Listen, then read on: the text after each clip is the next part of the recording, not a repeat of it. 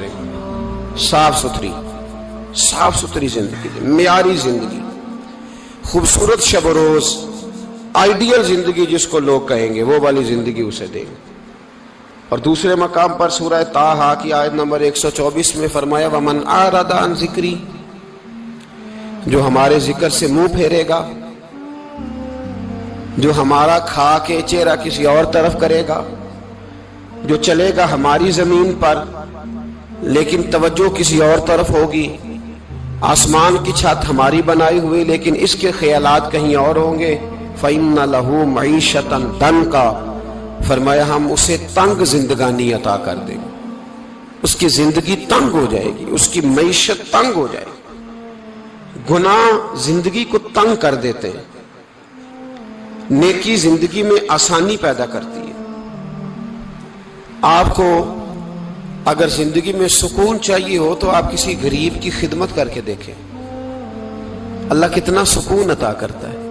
آپ بڑے پاورفل بھی ہیں، بڑے طاقتور بھی ہیں اور بڑے باوقار بھی ہیں، لیکن کسی کو گالی دے کے آپ کا دل کبھی ٹھنڈا نہیں ہوگا، تکلیف ہوگی، اس کے اندر آزمائش ہوگی۔ ڈاکٹر ریسرچ کرتے ہیں، ڈاکٹر وہ کہتے ہیں گناہ کرنے سے آدمی جسمانی طور پر کمزور ہوتا ہے،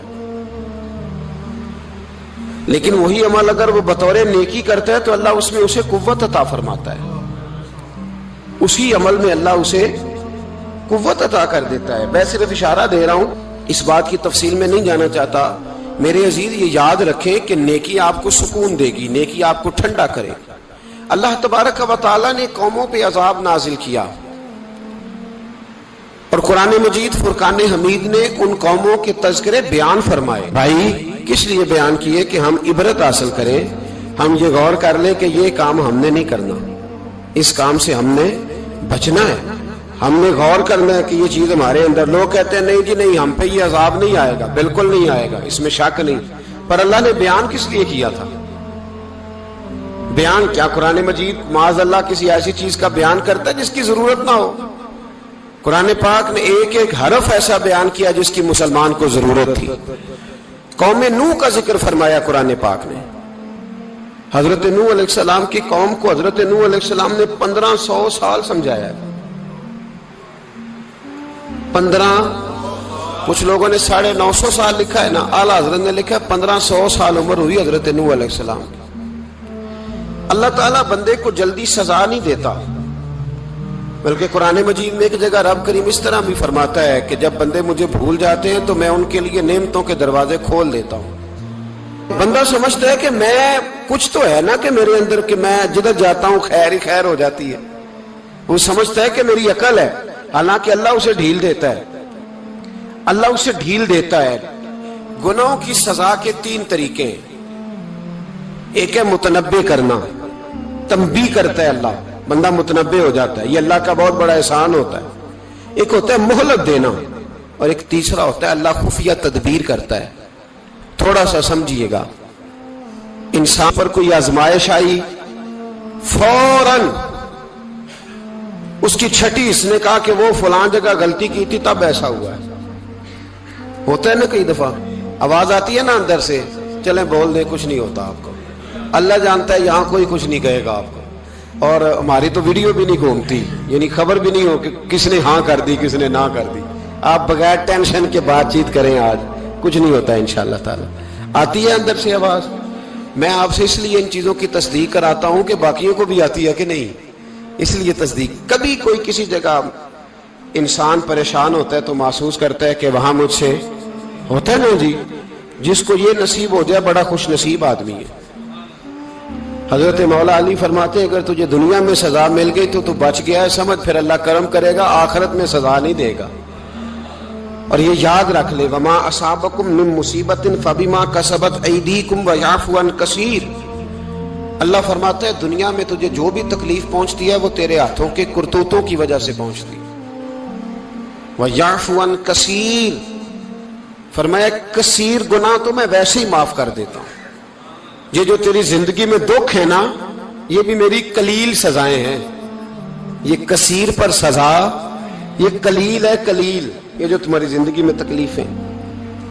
انسان کو سزا ملتی، حضرت فضیل بن عیاض رحمۃ اللہ تعالی علیہ گھوڑے پہ بیٹھے تھے، گھوڑا شرارت کرنے لگ گیا،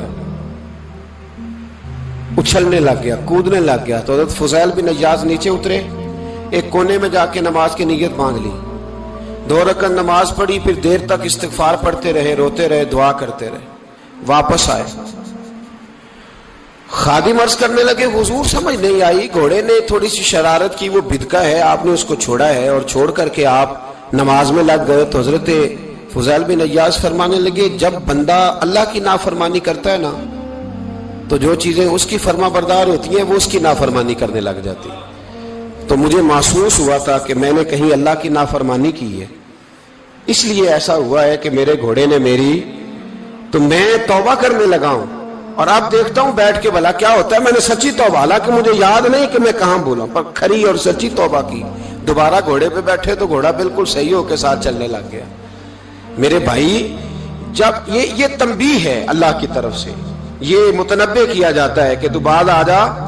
بہت ساری جگہوں پہ انسان کو وقتی طور پر اگر سزا مل جائے، نبی پاک علیہ السلام کی خدمت میں ایک صحابی آئے، بات مضبوط کر دوں، واقعہ سنایا ہے نا تو کچھ لوگ سمجھتے ہیں کہ یہ واقعہ ہے، تو میں ایک حدیث پاک امام بہقی کی لکھی ہوئی عرض کرتا ہوں۔ نبی پاک علیہ السلام کے ایک صحابی آئے اور ان کا سر پھٹا ہوا تھا، خون بہ رہا تھا۔ سرکار نے فرمایا کیا ہوا؟ عرض کی حضور ایک عورت جا رہی تھی، میری نظر پڑی، ابھی نظر پڑی ہے کہ میرے آگے ستون آ گیا تو میرے سر پہ لگ گیا۔ نبی پاک صلی اللہ علیہ وسلم نے فرمایا تیرے لیے خوشخبری ہے، اگر دنیا میں تیری غلطی کی تجھے سزا ملی ہے تو پھر رب تجھے قیامت میں سزا نہیں دے گا، پھر اللہ قیامت میں سزا، بعض گناہ ایسے ہیں جن کی یہاں بھی سزا ملے گی اور وہاں بھی ملے، لیکن میرے بھائی پہلی بات یہ ہے کہ اللہ تعالیٰ اس غلطی کی یہی سزا دے لے، اور دعا فرمائے اللہ تبارک و تعالیٰ یہاں بھی معافی عطا فرمائے، وہاں بھی معافی عطا فرمائے، اللہ درگزر ہی فرمائے۔ لیکن میرے بھائی ایک تو یہ سزا، ایک سزا یہ ہوتی ہے کہ انسان جب گناہ کرنے لگتا ہے تو اللہ نعمتوں کے دروازے کھولتا ہے، مہلت دیتا ہے۔ 500 سال تک فرعون کو مہلت دی، کتنے؟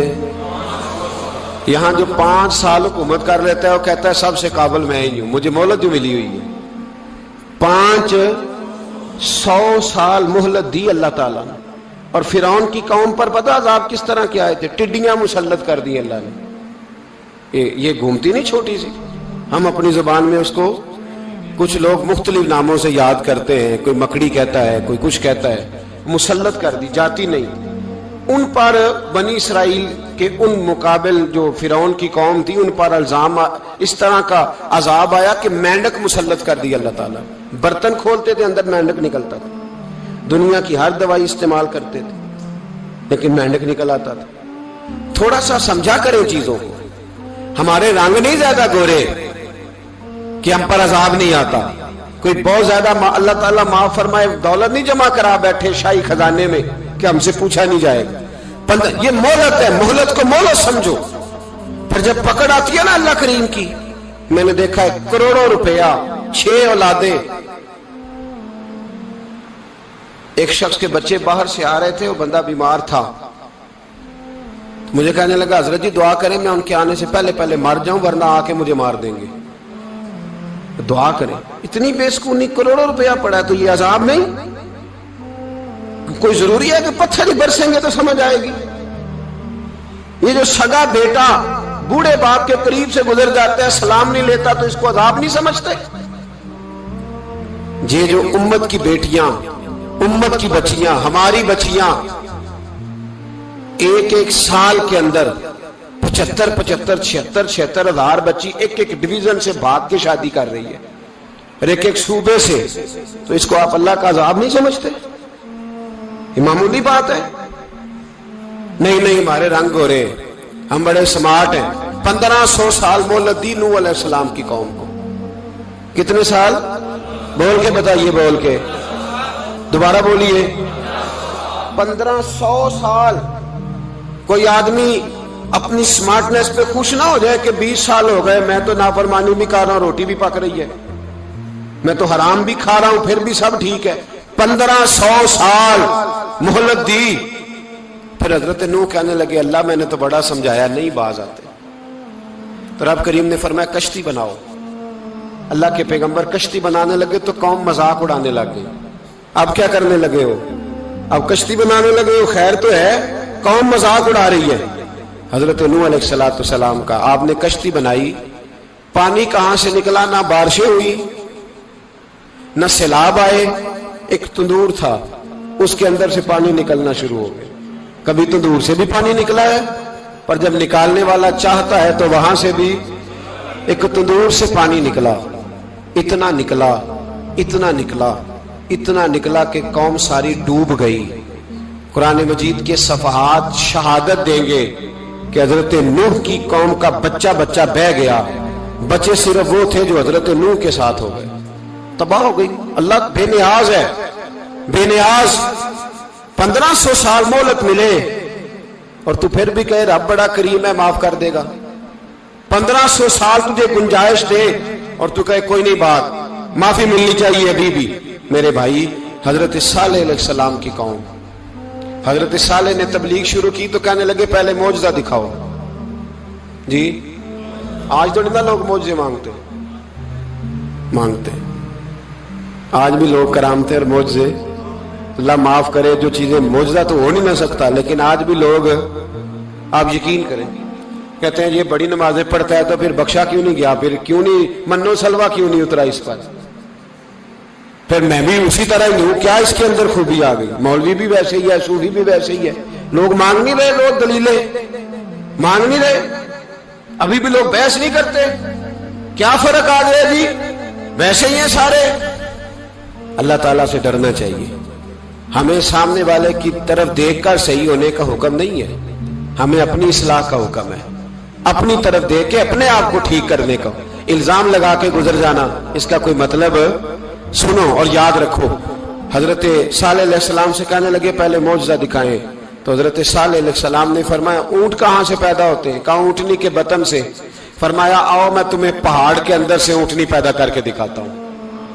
کہاں سے؟ پہاڑ کے اندر سے. حضرت نوح ساتھ لے کے گئے تو پہاڑ کے اندر سے اونٹنی نکلی، اور اونٹنی بھی گابن تھی، اس کے پیٹ میں بچہ. اور اونٹنی اتنا دودھ دیتی تھی کہ ساری بستی دودھ پی جاتی تھی، پھر بھی دودھ بچ جایا کرتا تھا. لیکن حضرت نوح علیہ السلام نے فرمایا اب تم نے دیکھ تو لیا یہ اسے، یہ جتنا دودھ دے گی روٹی بھی اتنی کھائے گی.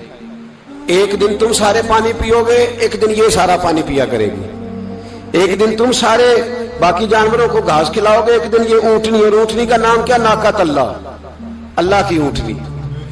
کس کی اونٹنی؟ نام کیا ہے؟ اللہ کی. یہ اللہ کی اونٹنی ہے. تو حضرت نوح علیہ السلام کی اونٹنی. فرمایا اس کی بے ادبی نہ کرنا. باز نہیں آئے لوگ، باز نہیں آئے. کہنے لگا جی دودھ دینا تو ٹھیک ہے، پر یہ جو سارا پانی پی جاتی ہے نا، یہ صحیح نہیں. یہ جو ساری گھاس کھا جاتی ہے یہ نہیں ٹھیک. دودھ دینا تو ٹھیک ہے پر یہ نہیں صحیح. آپ نے فرمایا اسے کچھ نہ کہنا، اللہ کی اونٹنی ہے. میں کہا کرتا ہوں ان لوگوں نے ناقۃ اللہ کی بے ادبی کی. حضرت نوح علیہ السلام کی اونٹنی کی ٹانگیں کاٹ دی، صالح علیہ السلام کی. اور دیکھو اللہ بڑا بے نیاز ہے، اگر پیدا کرنا جانتا ہے تو حفاظت کرنی نہیں جانتا. لیکن رب کریم نے فرمایا نہ کرنا. انہوں نے ان کے پیر کاٹ دیے، کانوں پہ چھریاں لگائیں. اونٹنی جب مر گئی، اونٹنی اللہ تبارک و تعالیٰ کی وہ اونٹنی جب مر گئی تو حضرت صالح علیہ السلام کی قوم پر رب کریم نے زلزلہ بھیجا. اذا زلزلت الارض زلزالہا. جب زلزلے آئیں گے اور جب ان کا زلزلہ آنا زلزلہ آتا ہے نا، کیا کرتی ہے قوم؟ لا الہ الا اللہ، لا الہ الا اللہ، کلمے جاری ہو جاتے. بلکہ ایک دفعہ ایسا بھی ہوا کہ مسجدوں میں اعلان ہونے لگے زلزلہ آ رہا ہے. جو فجر کے لیے نہیں اٹھے زلزلے کے لیے وہ بھی اٹھ گئے. جن کا دعویٰ ہے نا میری سویرے آنکھ نہیں کھلتی، ان کی لگی نہیں کتنے گھنٹے، بعد میں بھی نہیں لگی. ٹی وی پہ اعلان ہوتے رہے کوئی نہیں آ رہا، سو جاؤ چپ کر کے. لیکن آنکھ لگی. موت سے تو ڈرتا ہے، اللہ سے ڈرتا ہی نہیں. موت کا خوف ہے، رب کا نہیں. زلزلہ آیا، ساری قوم تباہ ہو گئی. بتاؤ اگر ناقۃ اللہ کی گستاخی ہو تو اللہ ناراض ہو جاتا ہے، اور اگر اولیاء اللہ کی ہو، اگر اولیاء اللہ کی ہو تو رب ناراض نہیں ہوتا. شرم نہیں آتی لوگوں کو داتا صاحب کی بے ادبی کرتے، شرم نہیں آتی لوگوں کو غوث اعظم کی گستاخی کرتے. حیا نہیں آتی جنہوں نے دین پھیلایا، ان کی بے ادبی میں درد سے کہتا ہوں، رو کے کہتا ہوں، اور اگر کلیجہ پھٹ سکے تو میں دکھاؤں زخم کتنے۔ ایک حج کے موقع پر ایک بابا جی، اس سال 4,80,000 روپے کا پرائیویٹ حج تھا، اور بابا جی کی کیفیت کمزور تھی، بیچارے بیمار تھے، اس کے باوجود وہ گئے۔ بوڑھے آدمی، جا کے بیٹھیے، بزرگ، اور کتنی مشکل ہے وہاں منا، مزدلفہ، عرفات، طواف زیارت، کتنا مشکل کام ہے طواف زیارت کرنا، طواف وداع کرنا، کس کٹھن سے حج کیا، بڑھاپے میں پیسے بھی لگائے، اور جب وہ روضہ رسول پہ گئے صلی اللہ، اور انہوں نے جا کے نبی پاک صلی اللہ علیہ وسلم کے روزے کی طرف منہ کر کے درود شریف پڑھا تو ایک ملا نے اٹھ کے کہہ دیا تو مشرک ہے۔ تو میری روح کانپی، میں نے کہا تجھے شرم نہیں آئی، حیا نہیں آئی؟ اس کی عمر دیکھ، کس بڑھاپے میں کہاں سے چلا، کہاں آیا۔ یہ مشرک ہوتا تو کسی مندر میں جاتا، یہ مشرک ہوتا تو کسی گرجے میں جاتا، یہ مشرک نہیں، یہ مومن ہے، اور یہ وہ والا مومن ہے جس کے سینے میں دل جب دھڑکتا ہے تو خالی دھڑکتا نہیں، ساتھ وہ محمد عربی پہ درود و سلام بھی پڑھتا ہے۔ شرم نہیں آتی لوگوں کو؟ اتنی بڑی گستاخی کرتے، جو روزہ رسول پہ آیا مشرک ہے۔ میں نے تو ایک مولوی کو صاف صاف کہا تھا، میں نے کہا اگر میں مشرک ہوں تو نکالو، مشرک کا داخلہ تو یہاں ویسے ہی منع ہے۔ شرم نہیں آتی؟ اپنی زبان کا ایک پاس کرو کچھ۔ اتنا ظلم، اتنی بڑی فرقہ واریت امت میں، اتنا امت کو تقسیم کرتے ہو، تمہیں شرم نہیں آتی؟ جہاں سے اتحاد کا پیغام دینا چاہیے وہاں سے تم لوگوں کو فرقے کا پیغام دیتے ہو، ایک مقصود فرقے کی تبلیغ کرتے ہو۔ خدا را، تو میں کہہ رہا ہوں ناقت اللہ کی بے ادبی پہ عذاب آتا ہے، تو اولیاء اللہ کی بے ادبی میں نہیں آتا۔ داتا صاحب ساری دن کی تبلیغ کرتے رہے، ایک آدمی نے اٹھ کے کہہ دیا جناب وہ تو شرک کا اڈا ہے، تو رب کریم ناراض نہیں ہوتا ان باتوں سے؟ ہمیں خیال کرنا چاہیے، اللہ سے ڈرنا چاہیے، ان چیزوں سے عذاب آتا ہے اور آ رہا ہے، اللہ تعالی ہمیں محفوظ فرمائے۔ اللہ ہمیں اس سے، قوم لوط پہ بھی عذاب آیا،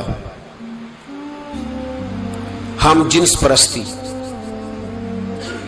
مرد مردوں سے بدکاری کرتے ہیں۔ حضرت نوح نے سمجھایا کہ یہ کام درست فطرت کے خلاف ہے، یہ کام درست نہیں۔ جب انسان یہ کام کرتا ہے تو زمین اور آسمان کانپتے ہیں۔ اب میں کیسے کھول کے بتاؤں، میرے پاس اعداد و شمار ہیں کہ پاکستان کے اندر اس کام کی کیفیت کیا ہے، اور کس طرح کر کے لوگ، میں تو رونا روتا رہتا ہوں داڑھی کا۔ لوگ کئی دفعہ کہتے ہیں حضرت صاحب پہلے بھی آئے تھے تو داڑھی کی بات، پھر بھی آئے تو داڑھی کی بات، تو میں رونا روتا ہوں۔ اس لیے روتا ہوں کہ جو کلین شیو نوجوان ہوتا ہے وہ امرد کے حکم میں ہے، اس پر وہی حکم لگتا ہے جو عورت پہ لگتا ہے، اس کے ساتھ مرد کا اٹھنا بیٹھنا اسی طرح ناجائز ہے جس طرح عورت کے ساتھ۔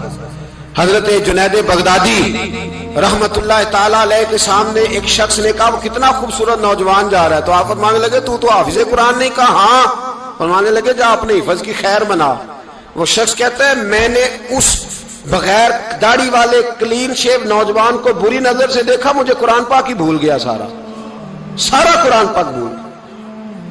اور کتنے سال میں دعائیں کرتا رہا، بیت اللہ کے طواف کرتا رہا، میں یاد بھی کرتا تو نہیں ہوتا۔ کیسے اب تو ہمارا نعت کہاں بیوٹی پارلر سے ہو کے آتا ہے، ہم کسی اور کو کیا پیغام دیں؟ وہ پیغام، وہ نظام، وہ طریقہ کار جس کا حکم تھا شریعت میں، قوم لوط پر عذاب آیا۔ صحیح بیٹھتے ہوں گے بچے جو موٹر سائیکلوں پہ بیٹھتے ہیں، میں نے گجرانوالہ کی سڑکوں پہ بچوں کو، نوجوانوں کو جو تماشے کرتے سر عام دیکھا ہے تو مجھے ڈر لگتا ہے، اور کوئی روکنے والا نہیں، شغل ہو رہا ہے، ہنس رہے ہیں، اور سامنے عورتیں بھی ہیں، سب ہو رہا ہے۔ کتنی تکلیف کی بات۔ حضرت نوح کی قوم یہ کام کرتی تھی، قرآن پاک نے بیان کیا ہے۔ حضرت نوح نے سمجھایا، فرمایا رب کریم نے تمہیں اپنی خواہش پوری کرنے کے لیے جائز طریقہ عطا فرمایا، عورتوں سے نکاح کرو، اور اس نکاح کی برکت سے جو اللہ تمہیں اولاد دے گا اس کو اللہ تبارک و تعالیٰ تمہارے لیے باعث بخشش بھی فرمائے گا۔ لیکن جب قوم نہ مانی تو جو قوم میں لوط کا عمل کرے اس کا علاج قرآن نے بیان فرمایا کہ آسمان سے پتھر برسیں گے، پھر پتھر برسے،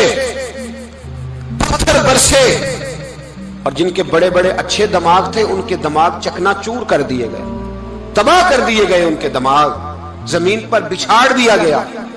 اللہ مہلت دیتا ہے، لیکن اس کا مطلب یہ نہیں کہ انسان توبہ ہی نہ کرے. حضرت شعیب علیہ السلام کی قوم پر بھی عذاب آیا، اس لیے کہ بددیانتی کرتی تھی، ناپ تول میں کمی کرتی تھی. میں نے کہا تھا شب قدر کی رات کہ یہ کوئی تماشا ہے کہ شب رات آئی تو ساری رات روتے رہے یا اللہ معاف کر دے، یا اللہ معاف کر دے، رو رو کے چیخے مار مار روئے. شب قدر آئی تو پھر چیخے ماری، ساری رات روئے. تو جس بندے کا پروگرام ہی نہیں سویرے بدلنے کا، دکان پہ بیٹھ کے پھر وہی ناپ تول میں کمی، پھر وہ اللہ تعالیٰ معاف کرے. میں ایک مضمون پڑھ رہا تھا تو وہ فوڈ کے اسپیشل لوگ تمہیں لکھا تھا مہربانی کرو ملاوٹ ہی اچھی چیز کی کر لو. مرچ میں کیری تو نہ ملاؤ اینٹوں کی، وہ تو بیمار کرتی ہے، وہ تو خون کی آنتوں کو روک دیتی ہے. وہ کہنے لگا اور وہ کہتا میں تمہیں بتاتا ہوں کون کون سی چیز ملائی جا سکتی ہے، وہ ملا لو. خدا را اس قوم پہ رحم کرو مہربانی. ایک دوست ہے ہمارے، میں وزیر آباد میں ان کے گھر بیٹھا تھا تو ایک میڈیکل، میرا کسی شخص پہ اعتراض کرنے کا میں مجموعی بات کرتا ہوں. میں ایسے ڈاکٹروں کو جانتا ہوں جو اللہ تعالیٰ فضل کرے سچ مچ کے نیک ہیں، اچھے لوگ. تو بچے کا میڈیکل سٹور ہے تو والد بیمار ہو گیا تو کہتا ہے ابا جی ڈاکٹر صاحب نے کہا آپ کو ڈرپ لگنی ہے. تو سگے باپ کو ڈرپ لگانے لگا تو باپ کیا کہتا ہے پتر تیری مہربانی مینوں کوئی اصلی لائی او نہ لائی جڑی لوکاں نو لانا ہے. اب وہ پیار سے سنا رہا ہے بات. میں نے اسے کہا کہ یہ تو ڈوب مرنے کا مقام ہے نا، ڈوب مرنے کا مقام، کہ جس ملک کے اندر دوائی بھی صحیح نہ بکے، اصلی نہ ملے دوائی بھی، اور پھر وہ قوم کہے کہ ہم نے تو پورے روزے رکھے، ہم نے تو بڑا صدقہ اور خیرات کیا، دوائی بھی اصل نہ ملے. جناب شعیب علیہ السلام کی قوم ناپ تول میں کمی کرتی تھی تو اللہ تبارک و تعالیٰ نے ان پر بتا عذاب کس طرح کا بھیجا. شدید گرمی ہوئی، اللہ ہمیں محفوظ فرمائے. سارے آمین کہہ دیا. دیکھیں کتنا اچھا موسم کر دیا رب کریم. اللہ ہمیں محفوظ فرمائے، اللہ رحمت فرمائے. شدید گرمی کی لہر آئی، باہر اتنی گرمی ہوئی کہ لوگ اپنے گھروں میں گھس گئے. جس طرح سورج کی شعائیں گھروں کے اندر داخل ہو جاتی ہے، اس طرح گرمی کی لہر اندر داخل ہوئی. اور جس طرح کسی کو آگ لگ جائے تو وہ آدمی اچھلتا کودتا ہے نا، اس طرح یہ لوگ اچھلنے لگے اور اچھل کود کے مر گئے. جرم کیا تھا؟ ناپ تول میں کمی کرتے. حضرت داؤد کی قوم بھی تباہ ہوئی. جرم کیا تھا؟ ہفتے والے دن مچھلیاں نہیں پکڑنی تو یہ پکڑتے تھے. حکم ہے نا مسلمان کو نماز کے ٹائم کوئی اور کام نہیں کرنا، نماز پڑھنی ہے. میرا خیال ہے مسلمان تو فٹافٹ آ جاتے ہیں، سارے ہی پہنچ جاتے ہیں نا مسجدوں میں. ہلکا ہلکا بول رہے ہیں آپ، کیوں نہیں پہنچتے؟ اگر حضرت سیدنا، اور پتہ انہیں سزا کیا ملی؟ اللہ نے فرمایا اس ٹائم عبادت کر، میرے کام نہیں کرنا، وقت نہیں ہے کام کا. انہوں نے مچھلیاں پکڑی، 12,000 لوگ تھے. پتہ ہے مالک نے سزا کیا دی؟ بندر بنا دیا. اللہ کریم قرآن مجید کا پہلا سپارہ پڑھے، فَجَعَلْنَاهَا نَكَالًا لِمَا بَيْنَ يَدَيْهَا وَمَا خَلْفَهَا. اللہ فرماتے ہیں پچھلوں کے لیے بھی عبرت بنا دیا، بعد والوں کے لیے بھی عبرت، نشان عبرت بنا دیا. بندر بن گئے. اور جو ان کے دوست جو بچ گئے تھے ان کے پیر چومتے تھے، روتے تھے. 3 دن بندر بن کے زندہ رہے. پھر اللہ نے سب کو اجتماعی موت دے دی. اگر مسلمان سے اللہ کہے کہ نماز کے ٹائم کاروبار نہیں، جمعے کے ٹائم کاروبار، تو مسلمان کہتا ہے نہیں مجھے مہلت ملی ہوئی ہے. یہ تو اس وقت پتہ چلتا ہے نا جب بچے ڈیوٹی لگاتے، ہاں ہاں ہاں عذاب آتا ہے، اس وقت پتہ چلتا ہے. میں نے دیکھا یہ منظر، اس وقت پتہ چلتا ہے جب بچے کسی ملازم 6,000 کی ڈیوٹی لگاتے، کہتے ہیں ابے کا دھیان رکھنا، ہم دکان پہ بیٹھنے لگے. پھر اسے سمجھ آتی ہے اگر میں نماز کے ٹائم مسجد میں ہوتا تو آج میری اولاد میری خدمت میں ہوتی. میں نماز کے ٹائم مسجد نہیں گیا تو بچوں نے 6,000 کا ملازم بٹھایا ہے، ابا جی کا خیال رکھ، ایک نرس بلائی ہے تو خیال رکھ. کدھر ہوتے ہیں مسلمان نماز کے ٹائم؟ ایک عیسائی نے اعتراض کیا ہے، سنیں. وہ کہتا ہے مجھے لگتا ہے مسلمانوں کے 3 خدا ہیں. مسلمان اڑ گیا، کہنے لگا نہیں ہمارا تو ایک ہے. کہا نہیں 3 ہے. معاذ اللہ استغفر اللہ، ہمارا ایک ہے. کہنے لگا نہیں میں ثابت کرتا ہوں. ایک تمہارا خدا 5 نمازوں کا ہے، ایک رمضان کا ہے، ایک عید کا ہے. لگتا ہے معاذ اللہ عید والا زیادہ تگڑا ہے، تم زیادہ آتے ہو. رمضان والا لگتا ہے اس سے کچھ کمزور ہے، تم تھوڑے آتے ہو. اور 5 نمازوں والا شاید سب سے کمزور ہے. بات عقل کی ہے کہ نہیں؟ اس نے اعتراض ٹھیک کیا. تو مسلمان کو چاہیے نا خیال کرے. ایک یہودی نے لکھا تھا, اس نے کہا تھا جس دن مسلمانوں کی تعداد فجر کی نماز میں اتنی ہو گئی جس دن جتنی جمعے میں ہوتی ہے, اس دن نہ کوئی یہودی سازش کرے گا نہ کوئی عیسائی تلوار نکالے گا. شرط یہ ہے کہ یہ اسی طرح فجر پڑھنے آئے جس طرح جمعہ پڑھنے آتے ہیں. تو پھر کوئی شخص بھی ان کو کسی جگہ شکست دے سکتا تو اپنے ہمارے گناہ ہمیں پریشان کرتے. یہ جتنی آزمائشیں ہیں ان کے پس منظر میں گناہ ہیں. ہماری زندگی کے اندر جتنی تکلیفیں, ہماری پریشانیوں کا سبب ہم خود ہیں.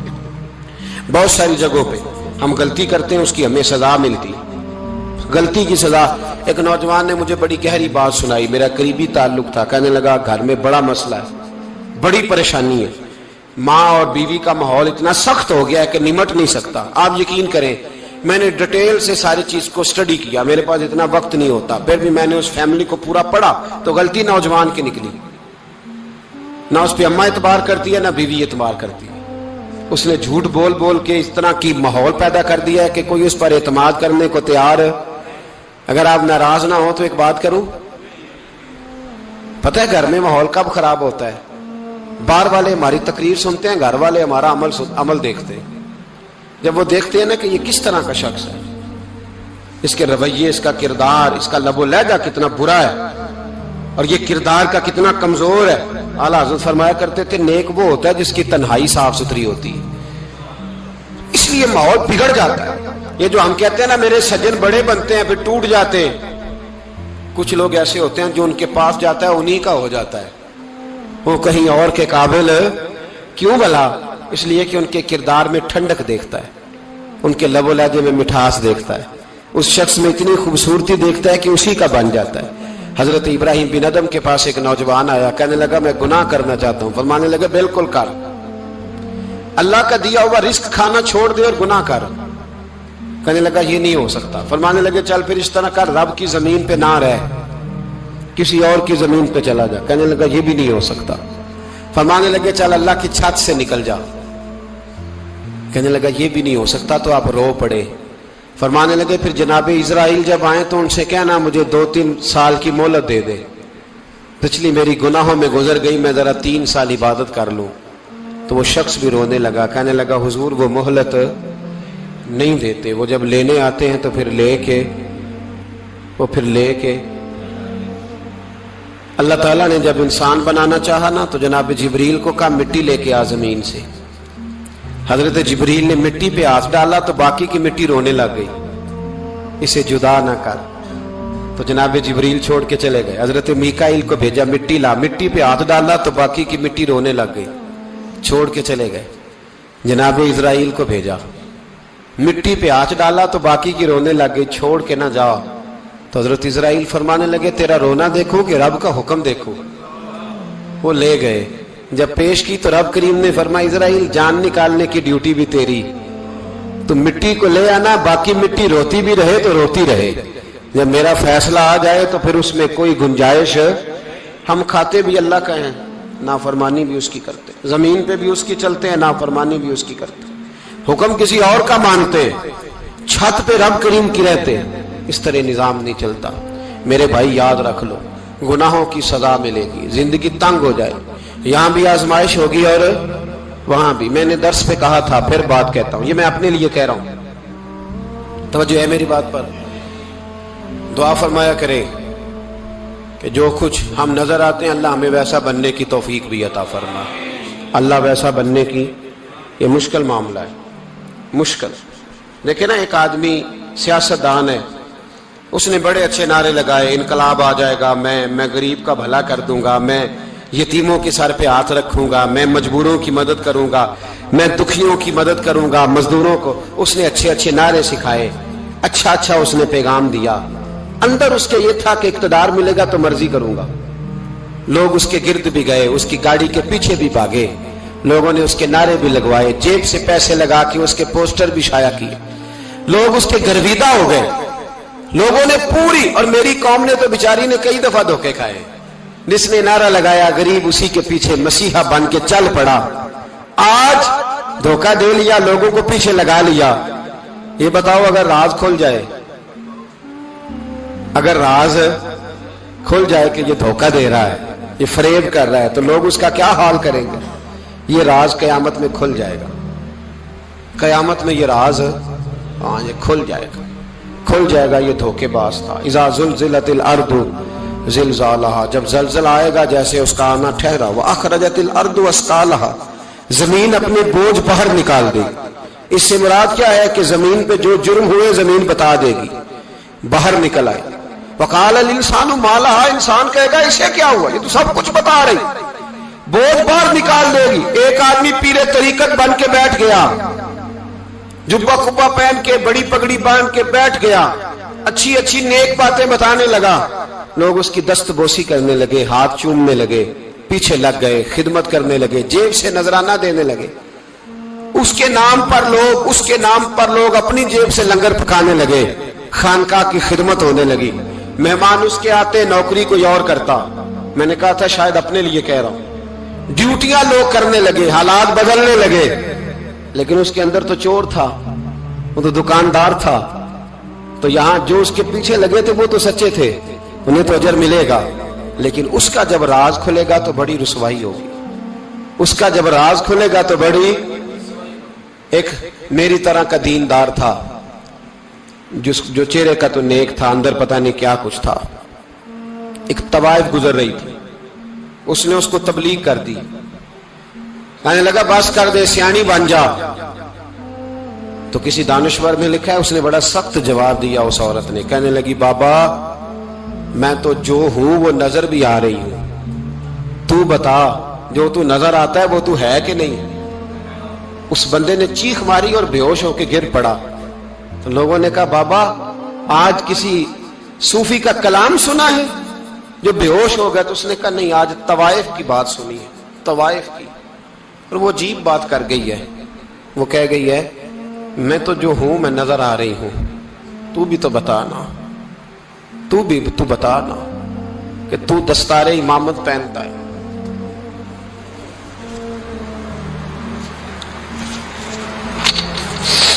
تو بتا, تو جو کہلاتا ہے تو وہ ہے کہ نہیں. یہ وقال الانسان ما لہا, یہ راز قیامت میں کھلے گا. ہم جو کچھ بتا رہے ہیں نا اپنی زبانوں سے, ہمیں اپنے گناہوں کا احساس ہونا چاہیے. ایسا نہ ہو کہ جب سزا ملے تو پھر اس طرح کی ملے کہ دوبارہ کسی کو کوئی منہ دکھانے کے قابل نہ رہے. میرے بھائی یاد رکھیں اور سمجھیں, گناہ انسان کی زندگی کو تنگ کرتے ہیں. میرے نبی پاک علیہ السلام نے فرمایا جب تو جھوٹ بولتا ہے تو تیرے فرشتے کرامن کاتبین سائیڈ پہ ہو کے کھڑے ہو جاتے ہیں. جب تو زنا کرتا ہے تو تیرے اندر سے ایمان نکل جاتا ہے. اور نبی پاک علیہ السلام نے فرمایا جب میری قوم میں ناانصافی عام ہو جائے گی تو قتل بھی عام ہو جائے گا. اور سن لو, لکھ لینا یہ حدیث دل کی تختی پر. نبی پاک علیہ السلام نے فرمایا جب میری قوم میں بے حیائی اور بدکاری عام ہو جائے گی تو 2 سزائیں اللہ دے گا. ایک تو جوان موتیں آئیں گی, جوان بچے کچھ بھی نہیں دیکھا چلے گئے. اور دوسری سزا اللہ یہ دے گا کہ ایسی بیماریاں آئیں گی جن کا علاج نہیں ملے گا, ایسے امراض پھوٹ پڑیں گے. اگرچہ میں آپ کو ایسی تقریر بھی سنا سکتا تھا جس پہ آپ بہت زیادہ محظوظ ہوتے, پر میں نے اس جمعے میں ایسا موضوع چنا ہے جس کا ہمیں خاص ضرورت ہے. بھائی دیکھے تو صحیح, کہیں ایسا تو نہیں کہ ہم ان عیبوں میں مبتلا ہیں. میرے نبی کریم علیہ السلام نے فرمایا جب تم نیکی کا حکم دینا اور برائی سے منع کرنا چھوڑ دو گے پھر اللہ تم پر ظالم حکمران مسلط کرے گا. اور اگلے لفظ اس سے بھی زیادہ سخت ہیں. محبوب فرمانے لگے پھر تمہاری نیک لوگ دعائیں بھی کریں گے تو اللہ وقتی طور پر ان کی دعاؤں کو بھی قبول نہیں فرمائے گا. اس لیے کہ تم لوگوں نے نیکی کا حکم دینا اور بھلائی سے روکنا چھوڑ دیا. عزیزو یاد رکھو جب گناہ عام ہوتے تو پھر حالات بدلتے اور لوگوں کو سزا ملتی ہے ان کے گناہوں کی. بلکہ یہاں تک لکھا ہے کہ نیت خراب ہو تو سزا شروع ہو جاتی ہے. کیا خراب ہو, بولیے گا, نیت بھی خراب ہو تو سزا. حضرت رومی کہتے ہیں کہ ایک بادشاہ کو پتہ چل گیا کہ ایک آدمی نے بڑا اچھا باغ لگایا ہے, خوبصورت باغ ہے, مالٹے کا کنوں کا باغ, بڑا پیارا. بادشاہ نے کہا ذرا جا کے دیکھتا ہوں. बादशाह सलामत बाग देखने आए। तो अब वो मजदूर आदमी था, आम आदमी था जिसने बाग लगाया, किसान था, उसको कहा कि चंद किन्नों तोड़ के लाया तो बड़े प्यारे लगे। एक दो और लाया, खाए, बड़े मीठे, बड़े प्यारे, बड़े तवाना, बड़ा मजा आया। तो बादशाह के दिल में ख्याल आया कि इस पे कब्जा ना कर लूं बाग पे। हमारे यहाँ ना किराए पे दुकान देता ना मालिक, तो जब किसी गरीब की चल जाती है कहता तू खाली कर, मैंने खुद डाल ली है, चल गई ना उसकी। हालांकि रिस्क अपने अपने नसीब का है, रिस्क अपने अपने नसीब का है, जिसको अल्लाह ताला चाहता है अता करता है। तो उसको कहा कि और तोड़ के ला, और दिल में ख्याल है कि यार इतना अच्छा बाग है, कब्जा कर लेते हैं। हमारी हुकूमतें कब्जा कर लेती है कि जो चीज अच्छी लग जाए। अब वो किसान 2-3 किन्नों तोड़ के लाया, उसने खाए तो खट्टे निकले, तुर्श थे। कहने लगा तुझे क्या हो गया है? तो बंदा बड़ा साहिब दिल था, कहने लगा मैं तो ठीक हूं, आप अपनी नीयत से पूछें कहीं खराब तो नहीं हो गई। तो किन्नों में भी उसका असर आ गया है, अपनी नीयत, तो नीयतें बिगड़ जाए ना, नीयतें। अब एक बात कहने लगा हूं, गौर से सुनना। जब तक दो भाई इकट्ठे कारोबार करते हैं, नीयत होती है कि हमारा घर चलेगा, तब तक अल्लाह बरकत देता है। और जब अपनी अपनी जेबें समेटने लग जाते हैं ना कि ये मेरा 5,000 है, आज मैं गया था उगराई करने, ये मेरा 10,000 है, आज मैंने मेहनत ज्यादा की, जब वो टटोलने लगते हैं फिर उस दुकान से भी बरकत उठ जाती है, फिर वहां से भी बरकत चली जाती है। फ़इन्ना लहू मईशतन दन का, फरमाया जब तू में मुंह फेर लेता है फिर तेरी जिंदगी अल्लाह तंग कर दे, फिर वहां से भी बरकत, खूबसूरती, असर उठ जाता है। एक सुनार ने गली में एक यतीम छोटे से बच्चे को घूमते देखा, तो सुनार बे औलाद था, बच्चे को उठा के घर ले आया। 18 साल उस बच्चे की परवरिश की, उसको पाला पोसा, जवान किया। सुनार के पास वो दुकान पे चला जाता, वो कई दफा दुकान पे रहता, कई दफा घर में रहता। एक दफा वो दुकान पे था, बच्चा घर था, 18 साल का जवान, उसकी बीवी अकेली थी। वो जिसने मां बन के पाला था उसने उसी पे हमला कर दिया, उसका बाजू बुरी नीयत से थामा, बीवी चीखी। थोड़ी देर गुजरी तो वो नौजवान पैरों में बैठ गया, कहने लगा अम्मा पता नहीं मुझे क्या हुआ। शाम को सुनार आया, बीवी चीखने लगी, चिल्लाने लगी, कहने लगी आज अजीब बात हुई, जिसको मैंने जिगर का खून दे दे के पाला उसी ने गंदी नजर डाली। सुनार महवे हैरत है, बीवी का ख्याल था कि लाठ उठाएगा, डंडा उठाएगा, नौजवान को मारेगा, लेकिन वो रोने लग गया। उसने कहा आज उसने मेरा बाजू थामा है, जाने क्या किया है। परेशान होने लग गया, सजदे में गिर गया, कहा तू बताता क्यों नहीं? तो वो सुनार कहने लगा उसकी गलती नहीं, 18 साल के बाद आज मुझ पर भी शैतान सवार हुआ था। एक औरत आई थी, वो अपने बाजुओं में चूड़ियां पहनना चाहती थी, तो मैंने भी गंदी नजर से हाथ डाला था, रब करीम ने मुझे फौरन उसकी सजा दी। जिनके घरों में बेटियां होती हैं उनकी नजरें गंदी नहीं होती, जो बेटियों के बाप होते हैं, जो बहनों के भाई होते हैं, उनकी नजरें गंदी। और अगर तू टेलीफोन करता है, तू किसी औरत के साथ ताल्लुक रखता है, तो ये बात लिख ले, इमाम फखरुद्दीन राजी 1, अल्लामा इस्माइल हकी 2, मुल्ला जलालुद्दीन रूमी 3, इमाम खाजन 4, इमाम जलालुद्दीन सयूती 5 हदीस के उस्ताद और मुहद्दिस लिखते हैं कि अगर तू किसी पर गंदी नजर डालेगा तो तेरा घर बच सकता, याद रख, नहीं बचेगा। इसलिए कि तेरी नजर किसी की बेटी को बेटी समझ, ताकि तेरी बच्ची का पर्दा कायम रहे। किसी की बहन को, ये क्या बात हुई कि तू जितना मर्जी गंद मुआशरे में फैलाता रहे तेरा घर बचा रहे, ये कैसे हो सकता है? फ़इन्ना लहू मईशतन दंका, अल्लाह फरमाते हैं जिंदगी तंग हो जाएगी तेरे लिए मुश्किल, तू ढूंढता फिरेगा कि मैं मरने को जगह तलाश करूं। सच्ची तौबा करें, खरी तौबा करें।